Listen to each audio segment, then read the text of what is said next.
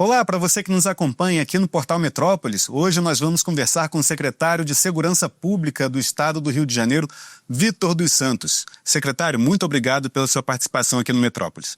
Rapaz, eu que agradeço a oportunidade de estar aqui podendo falar um pouco sobre a segurança pública no Estado do Rio de Janeiro. Vamos começar com a decisão do STF de determinar que o Estado do Rio de Janeiro apresente um plano para retomar territórios que hoje são ocupados pelo tráfico de drogas e também por milícias. Quais vão ser as diretrizes desse plano de retomada desses territórios? Bom, Capela, primeiro a gente tem que contextualizar o que foi a DPF 635, né, e que culminou agora no resultado que, a nosso ver, foi muito positivo para o Estado do Rio de Janeiro. A DPF, na verdade, restringia o acesso de operações, a realização de operações nesses territórios. Então a gente vê hoje uma decisão, inicialmente, que restringia, hoje ela vê como necessidade a reocupação desses territórios tomados por organizações criminosas, seja tráfico ou milícia. Então o que se discutiu na DPF era o seguinte: o que motiva uma DPF? A alegação do autor da ação é que o Estado do Rio de Janeiro vivia um estado de coisas inconstitucionais. O que seria isso? É a lesão ou desrespeito a direitos fundamentais de forma genérica e sistêmica. Sobretudo a questão dos direitos humanos, correto? Exato, e todos os direitos. Direito à vida, direito de viver, direito de comungar uma religião. Então isso tudo, né, estava sendo infringido no Rio de Janeiro. O que a gente não concordava é que o autor imputava a infringência a esses direitos e garantias às forças policiais. E o que a gente conseguiu comprovar, e os ministros acolheram isso, é que, na realidade, esses direitos são desrespeitados pelas organizações criminosas que dominam esses territórios.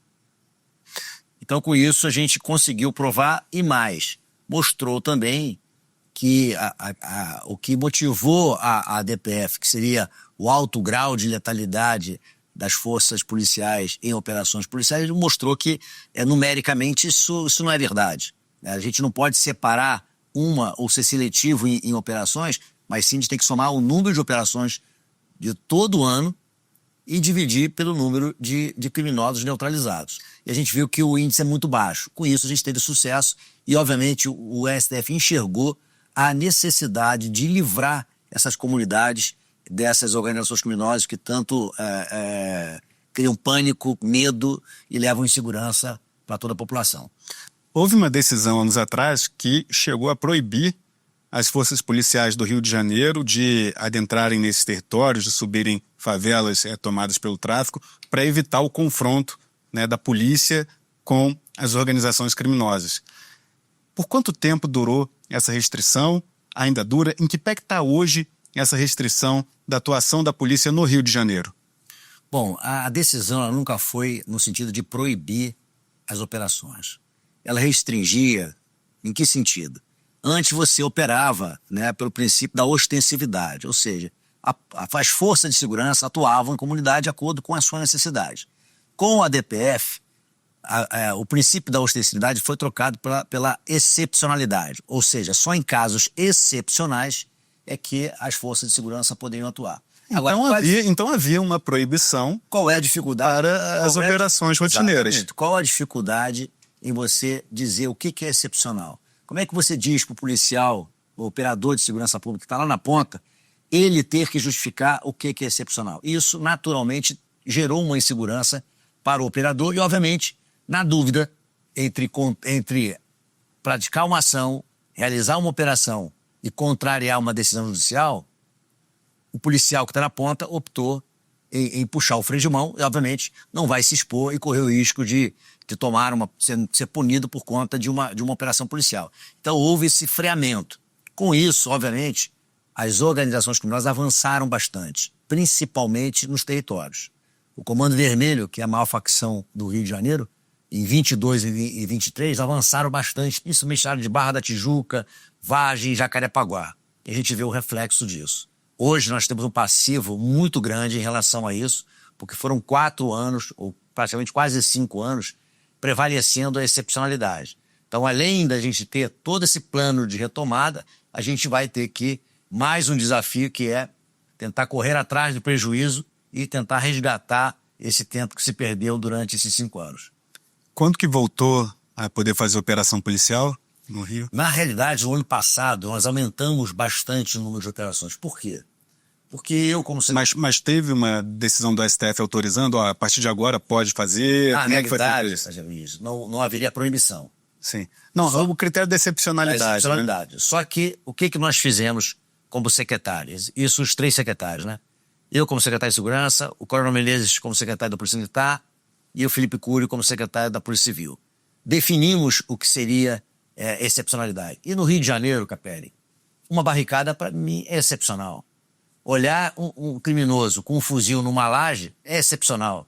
Achar que uma senhora que mora numa comunidade liga para 190 dizendo que tem homens armados à sua porta e você tem que montar uma operação de guerra para atender esse chamado de emergência, isso é excepcional. Ao contrário, se ela morasse na zona sul do Rio de Janeiro, por exemplo, no Leblon, ela liga para 190 e em 5 minutos tem uma viatura atendendo essa emergência. Isso não é excepcional? Então essa excepcionalidade, nós como secretários, trouxemos essa responsabilidade para nós, dando mais segurança ao operador que está lá na ponta de poder realizar a operação. Então nós aumentamos em até 3 vezes o número de operações comparados ao ano anterior, que foi 2023. Hoje no Rio de Janeiro, qual é o principal problema? Facções como o Comando Vermelho ou as milícias? Olha, a gente não olha o crime pela facção, né? Hoje, o maior problema, o maior desafio que nós temos no Rio de Janeiro é a quantidade de fuzis na mão de criminosos. Por quê? O fuzil virou a ferramenta de dominação territorial e de expansão. Então, no passado, a milícia, né, por uma política de Estado, houve um combate muito incisivo e tinha que ser. A polícia entendeu qual era o negócio que a milícia explorava e isso houve um acerto nesse sentido e enfraqueceu muito essa organização criminosa. E com isso, outras facções, outras organizações viram uma oportunidade de avançar. E foi assim que aconteceu, principalmente com o Comando Vermelho. Hoje o Comando Vermelho continua com essa sanha de crescimento, de expansão territorial, e a gente vê no Rio guerras, como recentemente agora no Morro do Juramento, durante esse final de semana e início da semana, onde as pessoas que moram naquela comunidade se veem inseguras por conta desse tiroteio e a polícia a todo momento tem que intervir. Só para você ter ideia, no ano passado, mais de 80% das operações na Polícia Militar foi para intervir em guerras de facções. Então, hoje a disputa territorial é um grande problema e um grande desafio para as forças de segurança por conta da quantidade de fuzis que existe no Rio de Janeiro. Só para você ter uma ideia de número. A Polícia Militar, desse ano e no mês de janeiro, apreendeu 84 fuzis. O Estado da Bahia, no ano passado inteiro, apreendeu 78. E olha o tamanho do Estado da Bahia. E o Estado da Bahia vive também um grande problema de segurança, de violência, por conta também da mesma facção que atua no Rio e está atuando no Estado da Bahia. Em relação a esse crescimento das facções criminosas, como o Comando Vermelho, que se expandiu territorialmente no Rio de Janeiro, muitas pessoas com quem eu converso que moram no Rio falam, olha, o Rio está cada vez com a bolha de segurança menor. Antigamente era toda a Zona Sul, a Barra da Tijuca, agora a própria Barra da Tijuca já tem uma criminalidade maior, na Zona Sul também acontecem mais assaltos, enfim. E parece que as bolhas que existiam estão cada vez menores no Rio de Janeiro. O secretário falou que reconhece, né, tem um crescimento dessas facções e o secretário atribui parcela desse crescimento à proibição de se fazer operações policiais ao longo dos últimos anos, que deu fôlego a essas facções por conta dessa decisão do STF de não poder fazer essas operações de rotina que havia. É isso? Bom, esse é um dos fatores, Capelli. Seria injusto demais achar que a responsabilidade do problema de segurança pública do Rio de Janeiro é do STF. Não é. Isso é um problema que vem há anos, né? Temos um passivo muito grande de políticas equivocadas, alguns projetos até bem interessantes, projetos que tinham um futuro, mas não teve o quê? Gestão, não teve sustentabilidade, não teve governança e acabou não dando certo, como é o caso da UPP. né? Então, vários projetos que se desenvolveram durante anos no Rio de Janeiro acabaram não tendo um sucesso. Por quê? Existe uma outra questão que a gente tem que levar em conta, é o crescimento de favelas no Rio de Janeiro. E não é um problema só do Rio, tá? É um problema do Brasil. Foi publicado no IBGE no ano passado, mais de 40% de aumento do número de favelas no Brasil inteiro. Se somadas as favelas do Brasil inteiro, para formar um estado, nós seríamos o terceiro o maior estado do Brasil. Então a favelização é um problema social, que são pessoas desassistidas dos mais básicos direitos que o Estado deveria prover, mas principalmente o impacto na segurança pública. No Rio de Janeiro são quase 1.900 favelas ou comunidades no estado, só o município do Rio de Janeiro tem 813. E como combater a favelização? Ordem urbana. Essa é uma questão que tem que ser enfrentada. E aí quem? É a prefeitura, é o governo do estado, é o governo federal? Primariamente é a prefeitura, mas a gente tem que parar com o discurso de achar que isso aqui é só atribuição da prefeitura, é só do estado ou da União. Na realidade, todos os entes federativos têm que sentar à mesa, né, e conversar sobre essas soluções. Eu acho que esse momento é oportuno por conta da decisão da DPF, porque na decisão diz que os 3 entes têm que participar desse plano de ocupação. Ou seja, o Estado tem que se fazer presente. Aonde há desordem, o crime se instala. Aonde o Estado não está presente, o crime se consolida. Então é isso que a gente tem que pensar. Vamos parar do jogo político, de achar que é esse ou aquele o responsável. Não, todos nós somos responsáveis. Acho que no momento que todos os entes da federação assumirem sua parcela de responsabilidade, olhar para frente e buscar juntos uma solução, a gente consegue ter um futuro melhor. E eu acredito que a gente vai ter. Os números do Rio de Janeiro vêm melhorando. Agora é uma construção. É um passivo de muitos anos que nós temos e os números vêm melhorando. Agora, por que você tem a sensação de que a bolha estourou? Na realidade, a rede social hoje mostra o que a gente não via no passado. Então a rede social hoje consegue mostrar através de uma imagem um roubo de rua, um assalto, um roubo de veículo, um roubo de celular, que é o crime que mais afeta a população. O crime contra o patrimônio é o crime que faz com que a gente tenha uma sensação de insegurança. As redes sociais, então, na visão do secretário, que passam a percepção de que a criminalidade aumentou no Rio. Exato, porque muitos crimes ficavam ou não tinham visibilidade. A subnotificação às vezes acontece. Já teve casos que nós verificamos roubos, né, principalmente de celulares. Se a pessoa a vítima não tem o seguro, por exemplo, ela não vai à delegacia, que acha que vai demorar muito tempo, que perde o tempo, que não acredita no sistema. Então é uma mudança de cultura que a gente tem que fazer. As pessoas têm que buscar o registro de ocorrência. Isso é importante. E a rede social ela tem um papel de mostrar pra gente o que realmente acontece. Aquele crime que eventualmente não aparecia, hoje aparece. Então não vejo uma coisa ruim a rede social, não. Só que ele gera, claro, essa questão da insegurança. Porque muitos casos que a gente já viu também, por exemplo, em túneis, às vezes um carro enguiçado, basta alguém dizer arrastão e todo mundo começa a filmar e começa a compartilhar em grupos de WhatsApp e outros meios de rede social, e isso naturalmente acaba viralizando. Isso gera medo nas pessoas. Sim, entendo a questão das redes sociais, que elas têm o potencial de amplificar uma situação, né, seja ela qual for, benigna ou maligna, as redes sociais amplificam. Mas eu tenho conversado com pessoas no Rio de Janeiro que dizem, pela experiência delas, que a situação dos territórios realmente, tipo assim, a Barra da Tijuca, que há poucos anos atrás era segura, agora você vai na praia e tem um número maior, né, de arrastões, de assaltos, coisas que antes não tinha na Barra da Tijuca, agora tem. O Recreio dos Bandeirantes está cada vez mais complicada a situação. Eram áreas ali que eram consideradas assim mais seguras e que nos últimos anos, segundo a percepção das pessoas, a situação piorou. Esse diagnóstico não contrasta um pouco também com essa questão das redes sociais?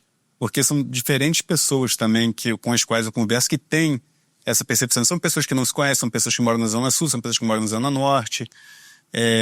Tem também essa... Tem, olha só, segurança é um sentimento.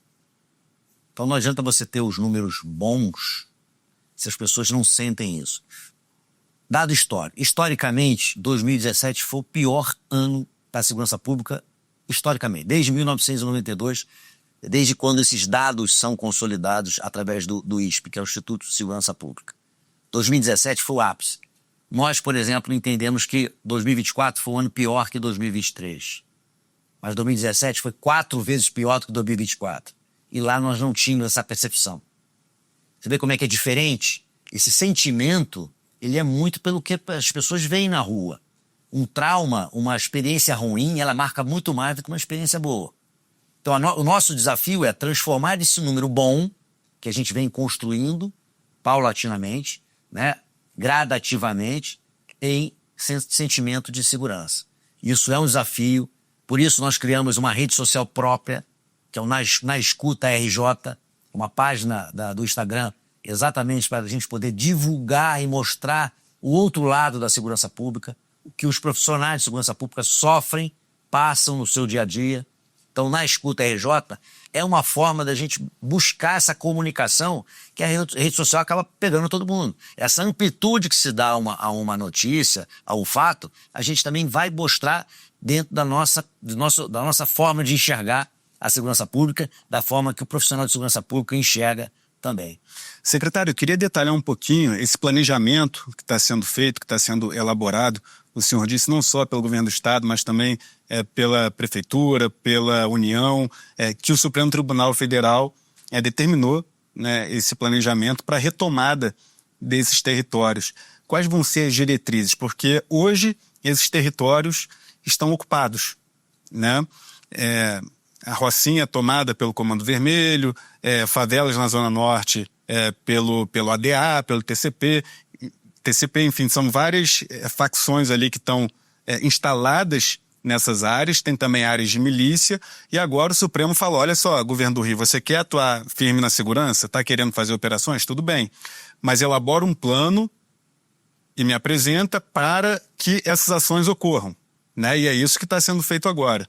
Como é que vai ser a diretriz dessa retomada desses territórios? Porque hoje há bandidos fortemente armados nessas áreas, ou seja, haverá operação para expulsar, prender ou até matar, já que deve haver confronto, esses bandidos, ou não? Como é que está sendo costurada essa operação nada simples de retomada desses territórios? Capelli, olha só, como você falou, não vai ser nada simples. É uma operação complexa, mas a gente tem que entender que o Estado não pode se fazer presente na comunidade só com polícia. Não é só a polícia que resolve. A gente já tem históricos do passado, de projetos que eram muito bons, mas que só se permaneceu a polícia ali e a gente viu o resultado que se deu. Exatamente, é um caso típico disso. E outros, GEPAI e outros nomes que já se deram no passado, que era basicamente a mesma coisa, copiar e colar, só que não teve sustentabilidade por conta disso. Já chegou a ter quase 14 mil policiais militares em comunidade. Né? Então, você vê o quantitativo de efetivo que você empregava e qual o resultado que nós tivemos hoje. Né? Na verdade, se criou a metástase da criminalidade do Rio de Janeiro. Com o projeto de UPP dizendo, ó, domingo eu vou ocupar, domingo eu chego aí, o criminoso saía e foi para o interior, foi para a região serrana, Costa Azul, Costa Verde, e a gente viu a metástase que aconteceu no Rio de Janeiro. Então, hoje o desafio é grande, sim, mas o Estado tem que se fazer presente de forma totalitária, plena.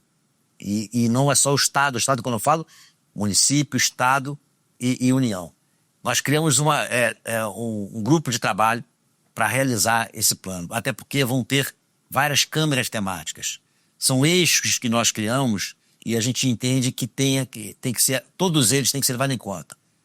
Segurança pública e justiça, tem que ter um. A questão econômica, como fomentar a economia dentro das comunidades, né? A questão social também é importante, porque o Estado tem que se fazer presente, dando assistência a essas pessoas, porque existe um comércio explorado por essas organizações criminosas. O Comando Vermelho, o tráfico, aprendeu com a milícia no passado e hoje não é só droga que se vende. Então, a luta pelo território, por que o território? Porque o território é sinônimo de receita. E é uma conta básica. Se a gente imaginar a Rocinha, por exemplo, tem 120 mil pessoas morando na Rocinha, mas o IBGE diz que tem 80 mil. Digamos que tem a só metade, 40 mil pessoas morando na Rocinha. Quantas usam drogas? Percentual pequeno. Agora, quantas usam internet? Quase todas. Então, imagina 40 mil pessoas pagando um plano básico de R$ 100. Quanto é que dá? 4 milhões por mês, só de internet. E lá pode explorar água, luz, gás, transporte alternativo, construção civil, pão, gelo, celular, internet.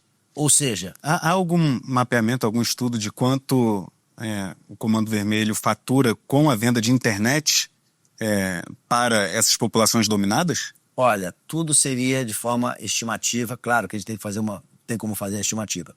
Mas o Fórum Brasileiro de Segurança Pública publicou no ano passado que o crime organizado no Brasil movimentou 348,1 bilhões de reais de todo o serviço, que vai de combustível, internet, água, gás. Ou seja, é um negócio. Por isso... O Estado tem que se fazer presente nessas áreas. Exatamente. Por que nessa comunidade, por exemplo, não tem gás encanado? Você já mata o problema do botijão, que é vendido coercitivamente para aquela população que é obrigada a pagar um gás caro, que é o botijão de gás, quando poderia ter gás encanado. E outro serviço, a internet acessível, que seja subsidiada parte pelo Estado, ou que se cria esse subsídio, mas a operadora estabelece uma tarifa social. Então são construções que nós vamos fazer para quê? Para atacar esse tipo de negócio que é explorado pelas organizações criminosas e que vem submetendo essa população a comprar, a usar esse tipo de serviço ou produto, e às vezes não com a qualidade boa e também um preço que não é tão barato. Eu acho muito importante que o Estado entre nesse aspecto social, nessas comunidades hoje dominadas. Indispensável, né? Esse plano que está sendo construído, a meu ver, é correto. Contudo, a gente está falando de uma segunda etapa, né? Na etapa em que a polícia já entrou, já pacificou, por assim dizer, esses territórios, mas eu queria abordar um pouquinho a etapa inicial, que é a etapa da retomada, né? Como é que vai ser feito? Como será feita essa retomada desses territórios ocupados? Vão ser operações múltiplas no Rio de Janeiro, ocorrendo simultaneamente? Vai ser uma favela de cada vez? Vai ser a Polícia Militar em parceria com a Polícia Civil? O governo estadual pedirá auxílio do Exército para fazer essa retomada? Eu queria um pouquinho, claro, sem papas na língua, como é que vai ser feita essa... Tudo isso está sendo avaliado. O que a gente fez para, digamos assim, criar um método que a gente possa avaliar onde começar? Primeiro, pelo grau de criticidade. Alta criticidade, média criticidade, baixa criticidade. Nós sugerimos sempre um projeto, como um projeto piloto, como a gente não sabe como ele vai rodar, que escolha uma área de baixa criticidade. Alta criticidade, por exemplo, pode ser um complexo da Alemão e da Penha. São 13 comunidades de uma penha. Um complexo da Maré é de média complexidade. Um complexo de Israel, de média complexidade. De baixa complexidade, por exemplo, de repente, a área de Jacarepaguá... Cidade de Deus entra como baixa complexidade? Também é baixa complexidade, porque é só a Cidade de Deus. Só que ali ele tem um complexo muito maior. Então, vamos focar na Cidade de Deus? Ou nós temos Muzema e outras regiões que foram tomadas recentemente? Então, tudo isso vai ser avaliado. Hoje, a ideia é começar a retomada pelas áreas de baixa criticidade. Baixa criticidade, exatamente isso. Seria na Cidade de Deus? Não Cidade de Deus. Eu estou falando de Cidade de Deus, que estaria ali, mas tem várias. Outra coisa, não é só o Rio de Janeiro. Diversa no estado do Rio de Janeiro. A gente só falou, por enquanto, do município. Mas, por exemplo, pode ser um complexo, né, de São Gonçalo.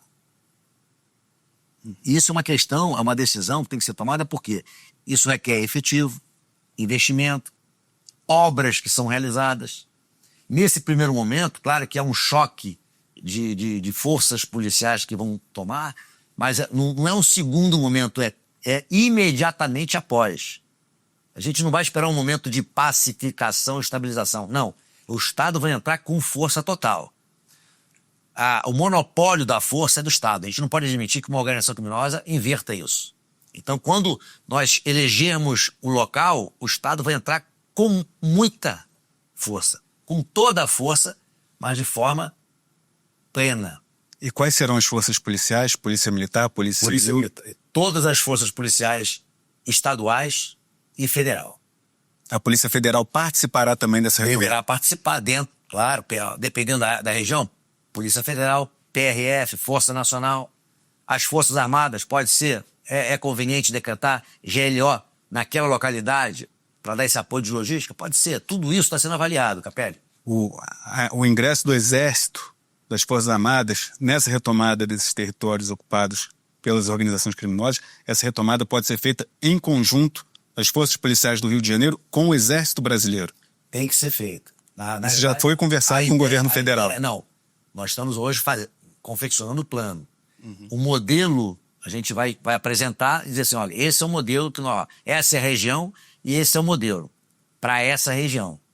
E aí vamos apresentar, claro que os agentes políticos vão ter que conversar. Acertou isso? Vamos apresentar isso ao STF, aprovando, a gente inicia a ocupação desse território. E na sua avaliação do secretário, é importante que o Exército se faça presente em algumas dessas operações por conta da complexidade de se ingressar nesses territórios? Sem sombra, todas as forças têm que estar de forma integrada e coordenada para a retomada desse território e devolver esse território para a população de bem que mora ali. E os territórios que podem ser contemplados com essas primeiras ações, o senhor citou Cidade de Deus como um exemplo, né, hipotético, não que seja a Cidade de Deus, mas é que está na área de estudo que pode ser, e São Gonçalo. São as duas áreas ali que podem inicialmente receber esse projeto de expulsão das organizações criminosas. É isso? Cidade de Deus e... Tem Cidade de Deus, você tem lá em São Gonçalo algumas regiões, você tem Vila Kennedy, você tem Antares. Mas Vila Kennedy é considerada baixa complexidade? Baixa criticidade? Baixa, muito baixa. Daqui é baixa. Dentro do contexto que a gente imagina todos os complexos, é baixa criticidade. Sim. Então, assim, são várias regiões que nós temos. Você tem Mangueirinha e Caxias. Então, assim, existem várias comunidades que podem ser contempladas para isso. E já nessa retomada desses territórios, o Exército, na sua avaliação, já tem que participar desde o início desse processo. Capelli, todas as secretarias vão ter que estar envolvidas nessa retomada do território, né? Porque isso impacta a vida do cidadão. A gente não pode admitir que durante uma ocupação fique sem colégio, fique sem uma unidade hospitalar sem funcionar.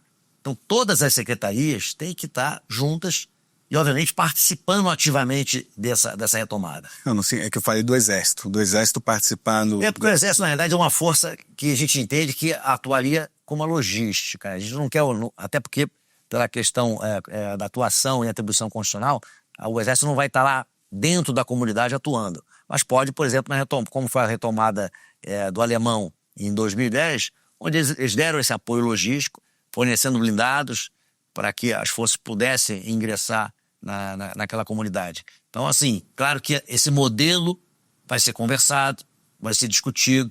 Não é um plano feito com uma única cabeça ou uma única mão. Todos vamos estar juntos à mesa, sentados e planejando, vendo a melhor formatação que atenda aquela região e que a gente consiga realmente fazer com que o Estado se faça presente, com ordenamento urbano, saneamento, eletricidade, gás, todos esses serviços básicos estejam à disposição daquela comunidade e deixar que, quer dizer, o crime não vai ser um competidor para explorar esse tipo de serviço ali e, obviamente, subjugando aquela população, obrigando-os a consumir esse produto ou esse serviço. Na época das UPPs, ficou muito famosa uma imagem, ainda não tinha rede social, mas as imagens correram o mundo por meio da mídia tradicional, que foram os bandidos fugindo do complexo do Alemão, correndo literalmente da polícia, quando a polícia, as Forças Armadas chegaram para ocupar, né, os territórios dominados pelas facções criminosas. Como o Estado do Rio pretende, o Estado, quando eu digo, não só o Estado do Rio, mas o governo federal, que tem participado das conversas, como o poder público pretende fazer para que esses criminosos não fujam e se instalem em outros lugares no Rio de Janeiro ou em outros estados, como o secretário bem disse, houve uma metástase na época das UPPs, porque as organizações foram para o interior, foram para lugares onde antes não atingiam. O que fazer para evitar isso? Então, todo o trabalho de inteligência está sendo realizado com vistas a exatamente isso. Evitar que se cometa o erro do passado, tá? E a retomada é um plano extraordinário. O ordinário nós vamos continuar fazendo. E o foco das polícias é exatamente esse. A Polícia Militar com o seu trabalho preventivo e repressivo, focando no criminoso, né, o foco é no criminoso, e a Polícia Civil, que desde a entrada do Felipe Cury, que é o secretário da Polícia Civil desde setembro do ano passado, entendeu que realmente a Polícia Civil, como polícia judiciária, como uma polícia de investigação, não tem que focar no criminoso como era no passado. No passado, como é que se fazia? Elegiam o 01 do Rio de Janeiro, criminoso número 1, ele era preso ou morto, no dia seguinte o 02 estava ocupando, e assim sucessivamente. Enxugar gelo. Exatamente. Então, hoje a Polícia Civil enxergou que tem que olhar o crime com o olhar do negócio. É combater o negócio. É o dinheiro que eles querem, a receita que eles produzem é que tem que ser o foco da investigação. E a gente viu recentemente numa operação contenção da Polícia Civil, onde não só comprovou a ligação do Comando Vermelho com o PCC, mas houve a maior bloqueio de recursos da história da Polícia Civil, que foram 6 bilhões de reais. Ou seja, olha o tamanho do desafio que é. Olha quanto dinheiro essas organizações criminosas movimentam. E é esse o foco da Polícia Civil. Então, ordinariamente, esse trabalho vai continuar. Independente de ser na facção A, organização B, ou região A, região B, C, todo o estado do Rio de Janeiro está sendo contemplado por essas ações ordinárias. Essa ação de retomada é uma ação extraordinária, onde todos os entes da federação vão estar sentados à mesa com responsabilidades definidas para cumprir uma decisão judicial do STF. Essa questão da participação do Exército já foi conversada com o governo federal?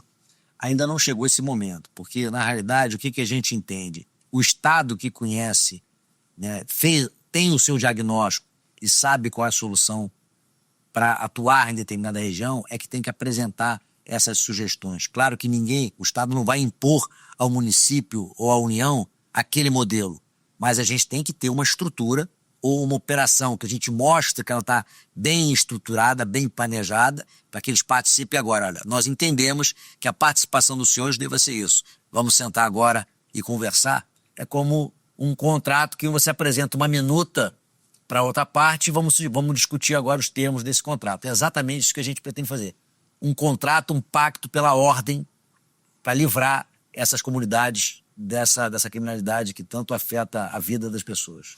Em relação aos prazos, qual o prazo que o governo do Rio de Janeiro trabalha para apresentar esse plano ao STF e também quando que o Estado do Rio pretende conversar com o governo Lula sobre esses pontos que englobam inclusive a participação do Exército?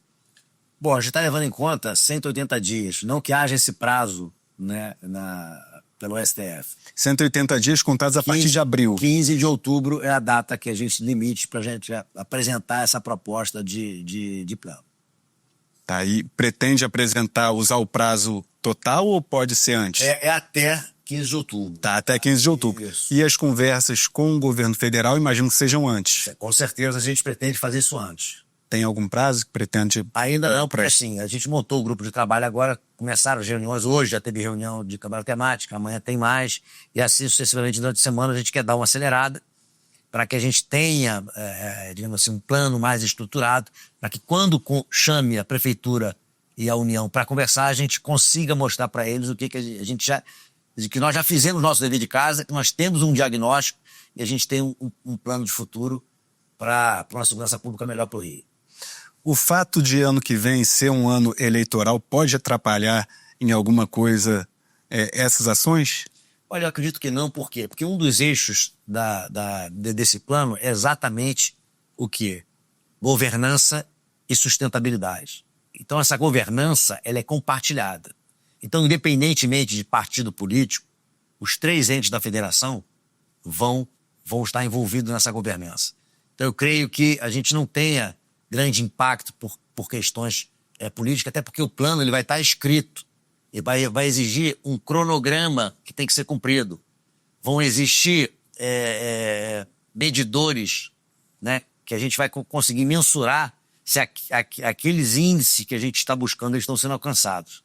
Então tudo isso A gente vai criando um método, uma metodologia que a gente consiga medir tudo isso, seguir um cronograma e cobrar que esse cronograma seja respeitado, para que a gente tenha o quê? Efetividade e, obviamente, fazer algum tipo de ajuste, que às vezes é necessário. O plano ele não é estático, ele é dinâmico.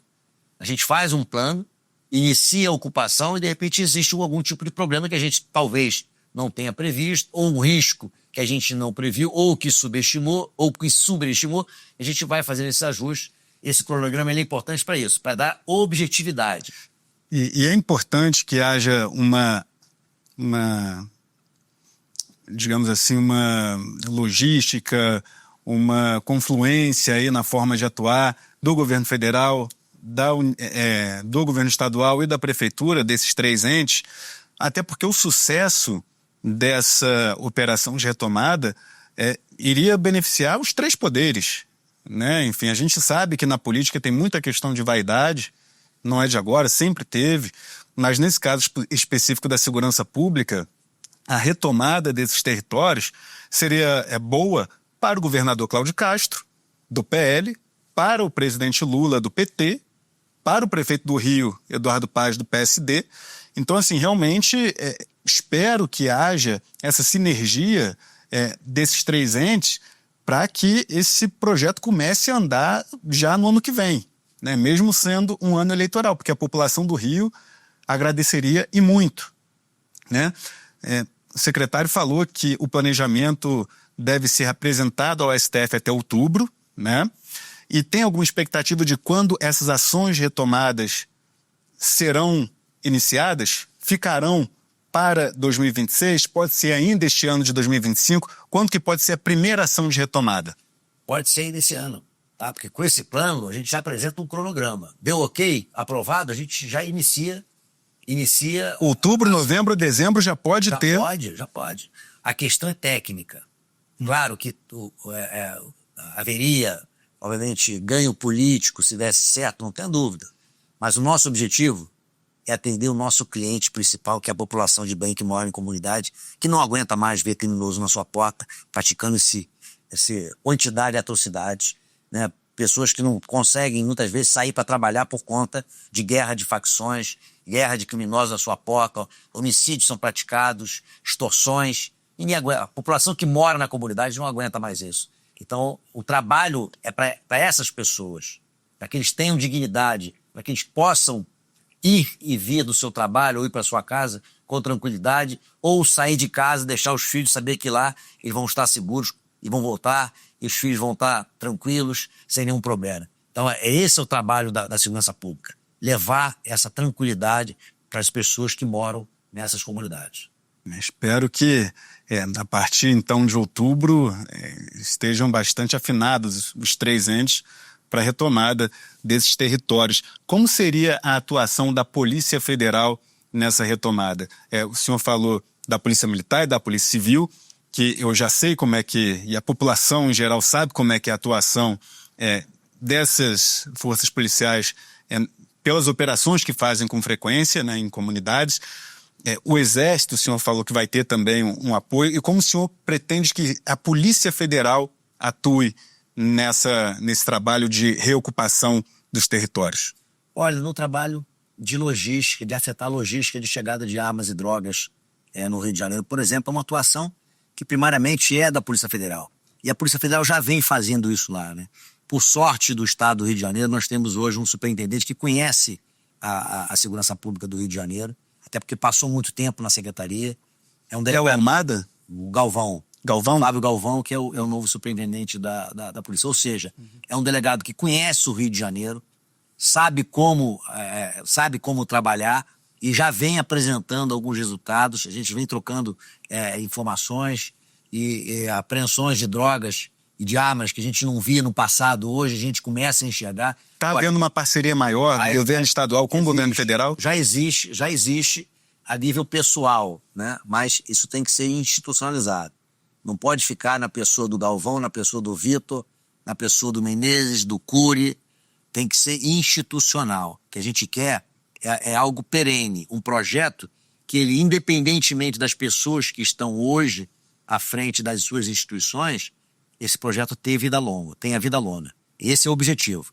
Então, eu acho que a Polícia Federal vai contribuir muito com isso, né? Nós temos ferramentas na PF que vão ajudar muito a segurança pública do Rio de Janeiro. E é com isso que a gente conta, né? São profissionais capacitados, profissionais que conhecem a estrutura criminosa que atua no Rio de Janeiro. Então, eu acho que esse jogo, todos à mesa, né, convergindo com o mesmo objetivo, a gente vai conseguir ter um resultado bastante positivo. Sim, o secretário é oriundo dos quadros da Polícia Federal, correto?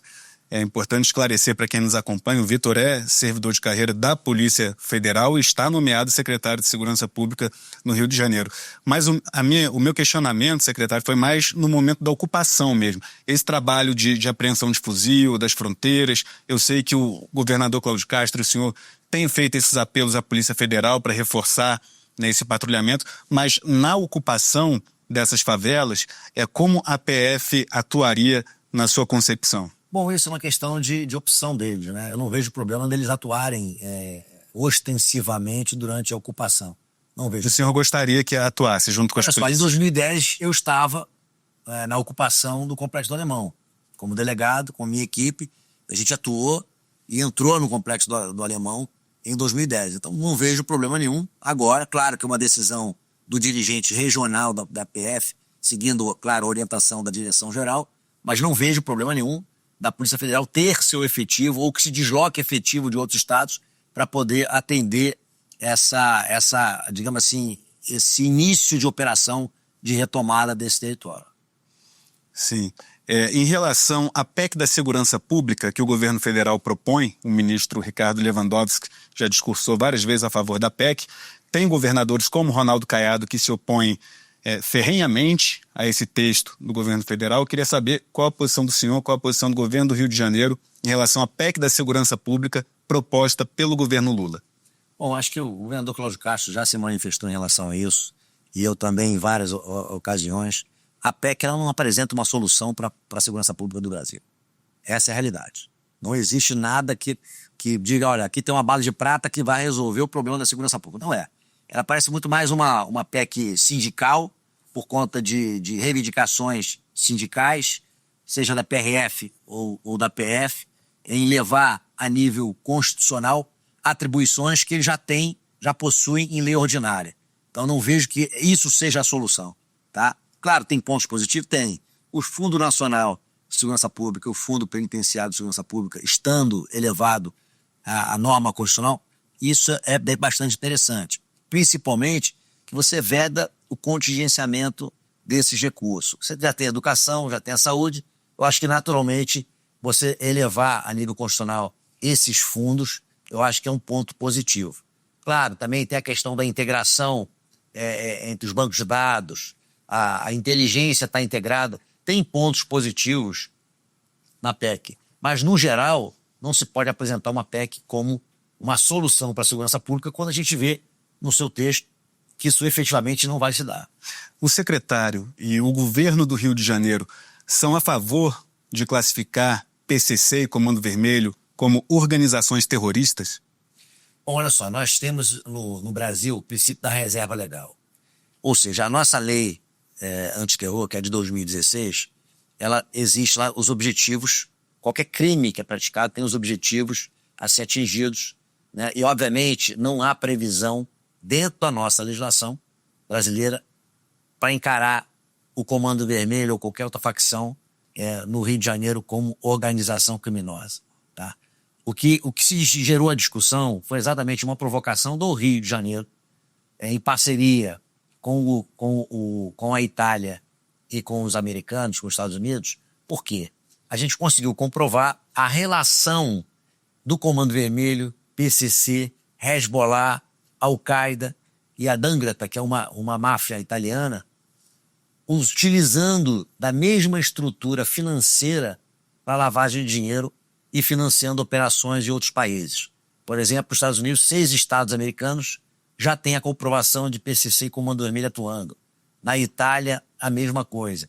O que a gente quer é mostrar, por exemplo, para o italiano e para o americano, dizer para eles, ó, isso aqui que acontece no Rio de Janeiro, tomada de território, matança de adversários, onde praticam atos de atrocidades como, né, degolação, né, esquartejamento, ataque às instituições policiais, isso ocorrendo no seu estado é considerado terrorismo?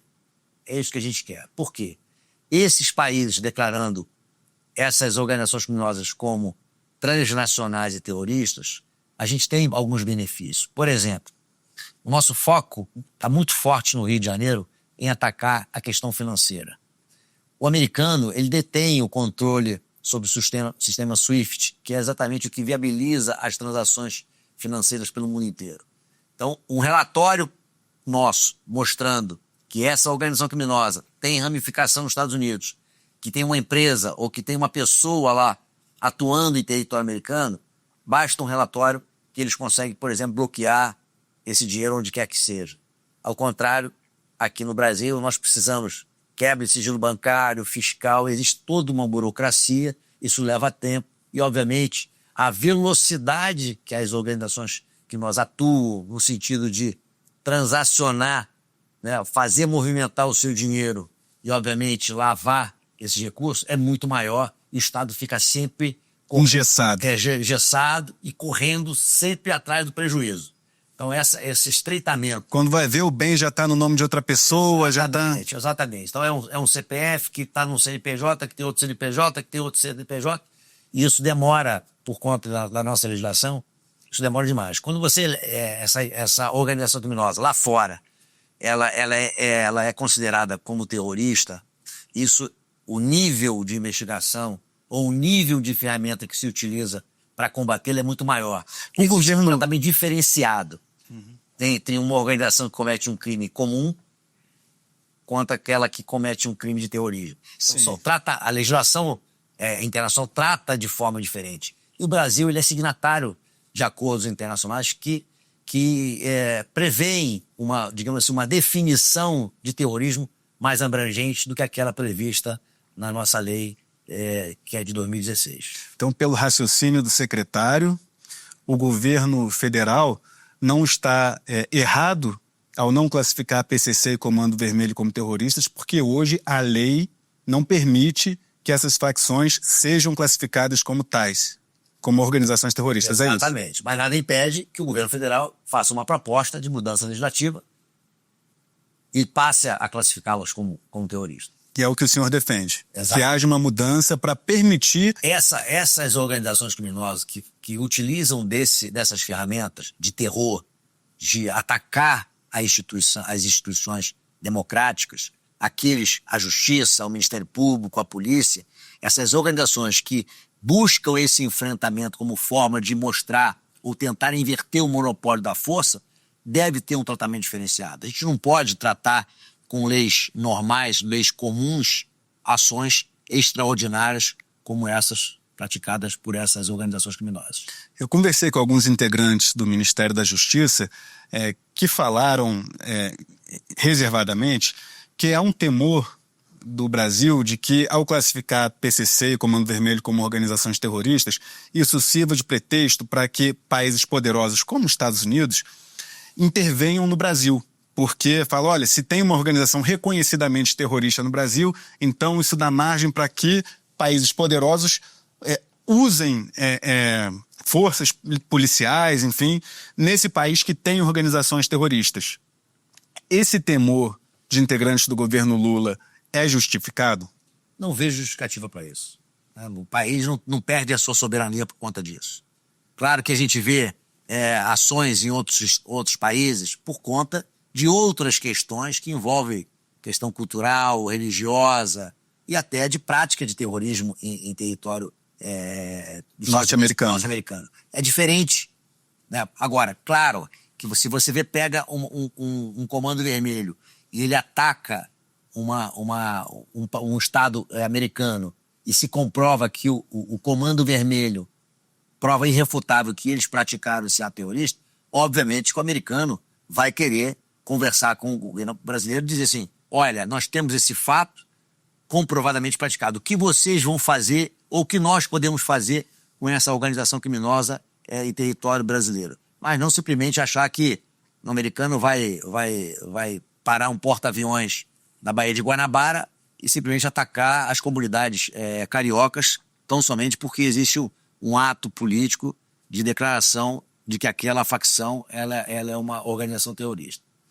Teve um episódio polêmico que aconteceu no Rio de Janeiro que um policial militar fardado pediu para tirar uma foto. Ele estava no horário de serviço, fardado ao lado de uma viatura, e pediu para tirar uma selfie com o rapper Oruan, que tem músicas, né, que fazem ali, né, mostram o cotidiano do tráfico, enfim.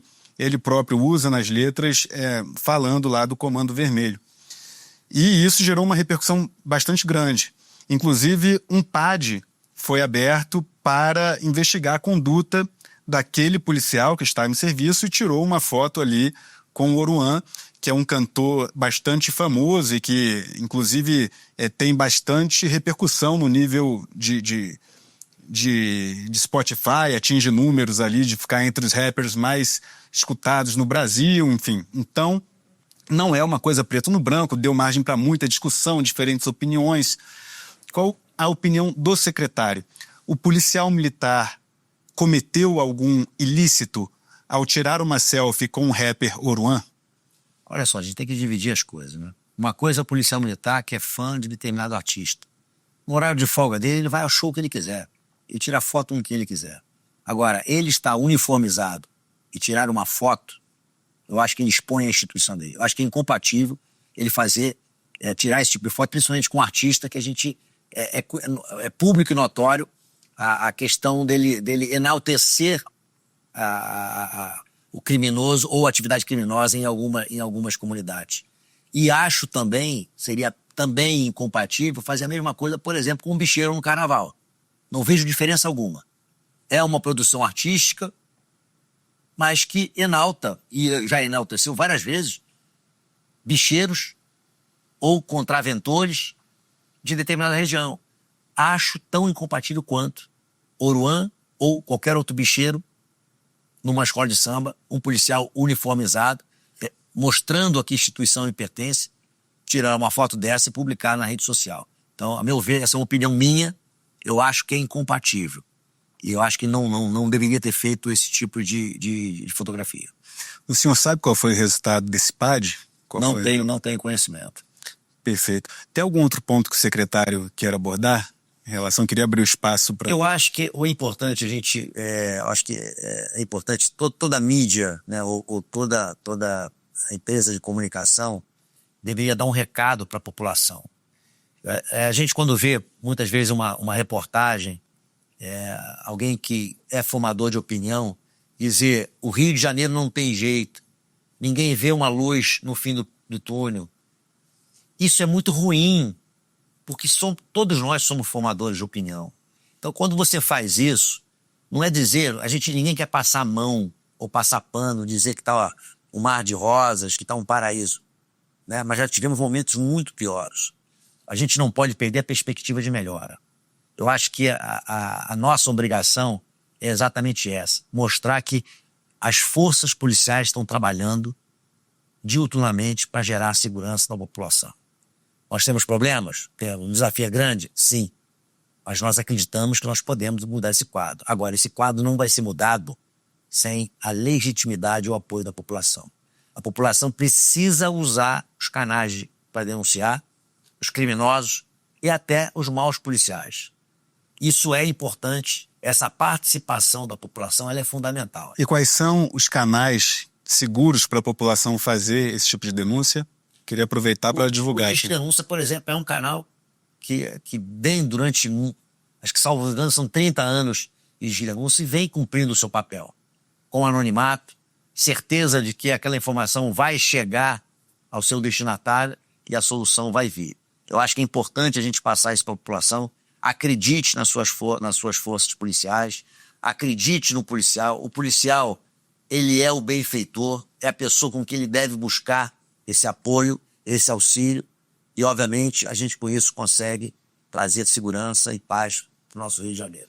Só divulgando o número aqui do Disque Denúncia, para quem está no Rio de Janeiro, né, o DDD 21 2253 1177.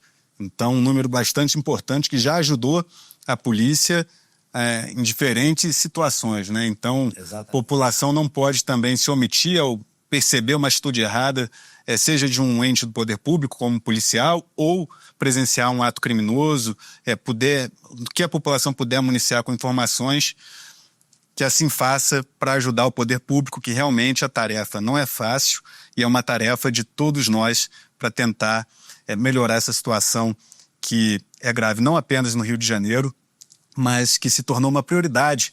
E acredito eu, secretário Vitor, que inclusive as pesquisas mostram que a segurança pública se transformou na prioridade número 0, não é nem número 1. É mais do que qualquer problema, mais do que a inflação, mais do que a questão econômica, a segurança pública é o que aflige os brasileiros. Então, eu espero que o senhor tenha sucesso na sua caminhada e aguardo ansiosamente que esse projeto, em parceria com o governo federal e com a prefeitura, com prefeituras, né, já que a gente está falando do estado do Rio de Janeiro, vá adiante e renda frutos. Muito obrigado pela sua participação aqui no Metrópolis. Eu agradeço a oportunidade, conte conosco no Rio de Janeiro. E para você que nos acompanhou até agora, um abraço e até a próxima. Tchau, tchau.